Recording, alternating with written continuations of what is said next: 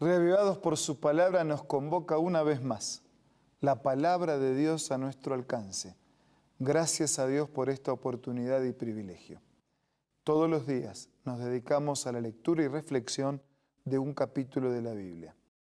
Y pensamos en el mensaje de Dios para nosotros y pedimos ayuda para aplicar ese mensaje a nuestra vida. Hoy nos concentramos en el último capítulo del libro de Esther. Pidamos la bendición de Dios antes de meditar en su palabra. Señor, bendícenos para que al meditar en tu palabra podamos tener tu presencia y tu asistencia. Nada merecemos, pero todo te lo pedimos y agradecemos en el nombre de Jesús. Amén.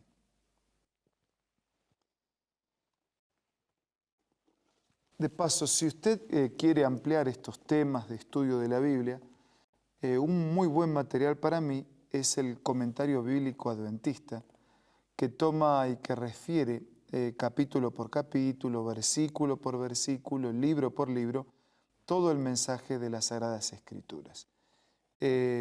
Por supuesto que hay otros comentarios, y todo aquello que nos lleve a la Biblia, no que reemplace la Biblia, todo aquello que nos lleve a la Biblia, a entenderla, a ampliar y a comprender su mensaje, sin duda puede ser una buena herramienta.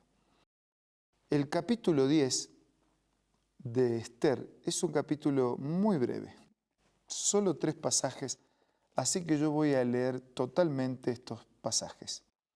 El rey Asuero impuso tributos sobre la tierra y a las costas del mar.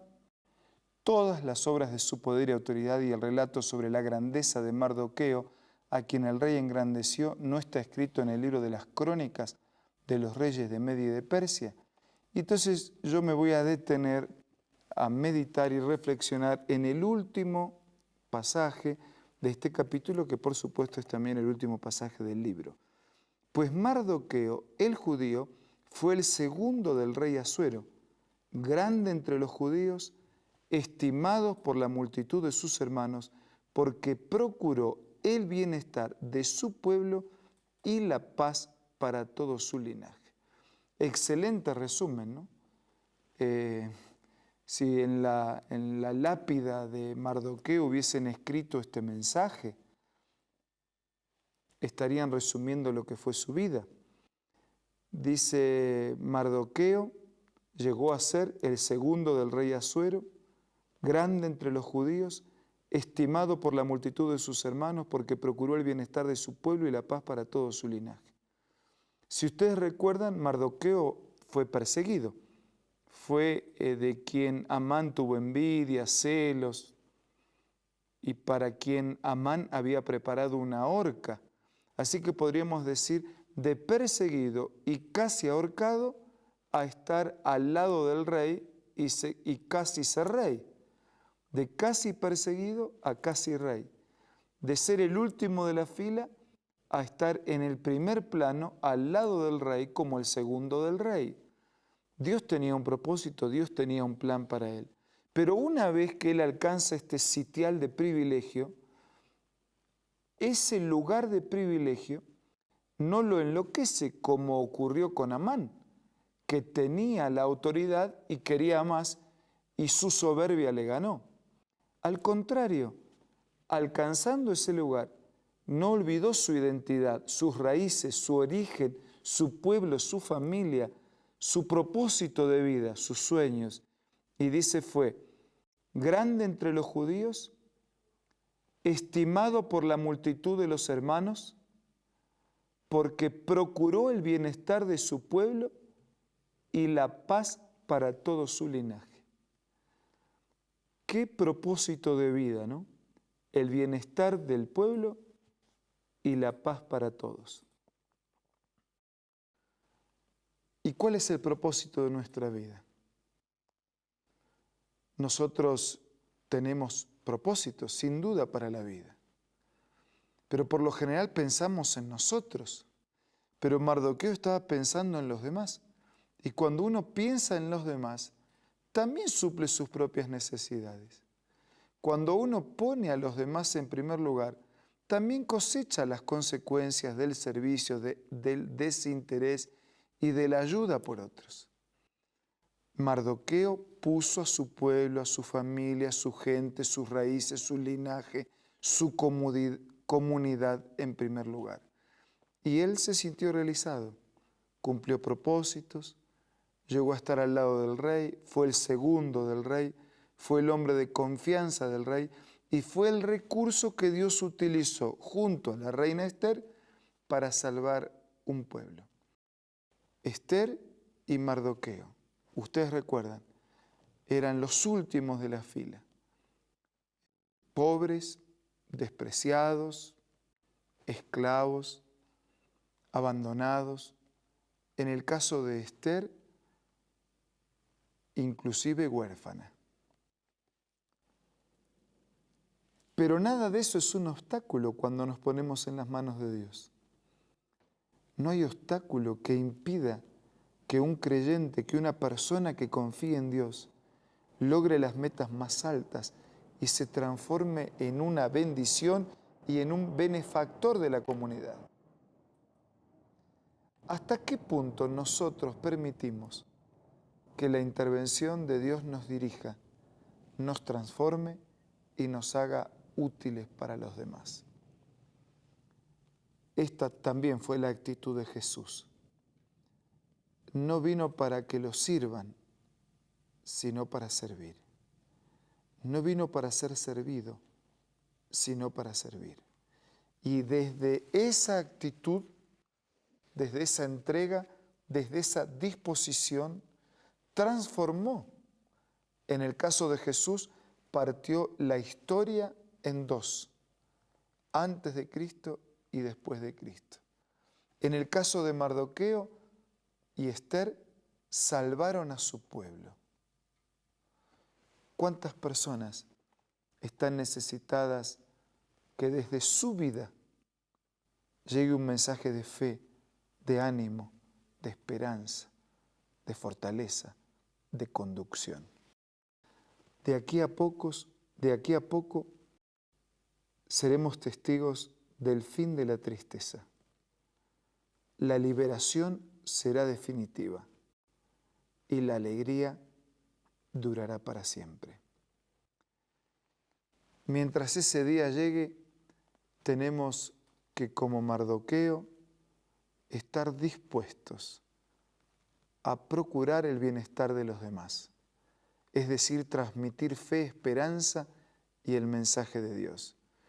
Llevar la paz que solo proviene del cielo y mostrar a otros que nuestro fin no es la horca en la destrucción del pecado, sino el trono de Dios para ser compartido con Él. No hay una horca en el final de tu camino, hay un trono. No hay muerte, hay vida. No hay destierro, hay herencia eterna. Coloca tu vida en manos de Dios. Ora en este momento y que los propósitos de Dios se cumplan en todos nosotros.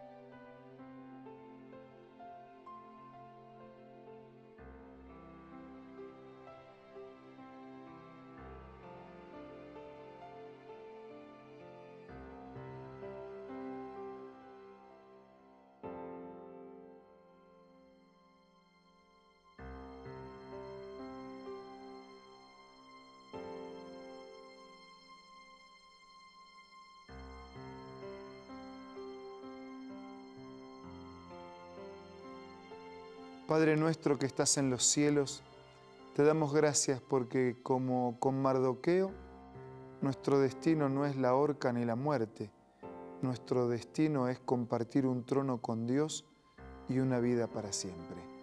Bendícenos y ayúdanos a vivir de tal manera, buscando el bienestar de los demás, compartiendo la fe, compartiendo la esperanza, para que todos se reconcilien contigo, tengan paz y en breve vivamos contigo para siempre. Sé con todos nuestros amigos. Abrázanos en Jesús y en tus bendiciones. Te lo pido y te lo agradezco en el nombre del Señor. Amén.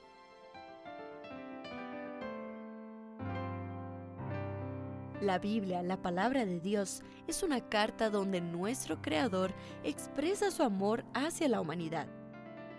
Es una recopilación de textos que en un principio eran documentos separados, escritos por varias personas, todas ellas inspiradas por Dios.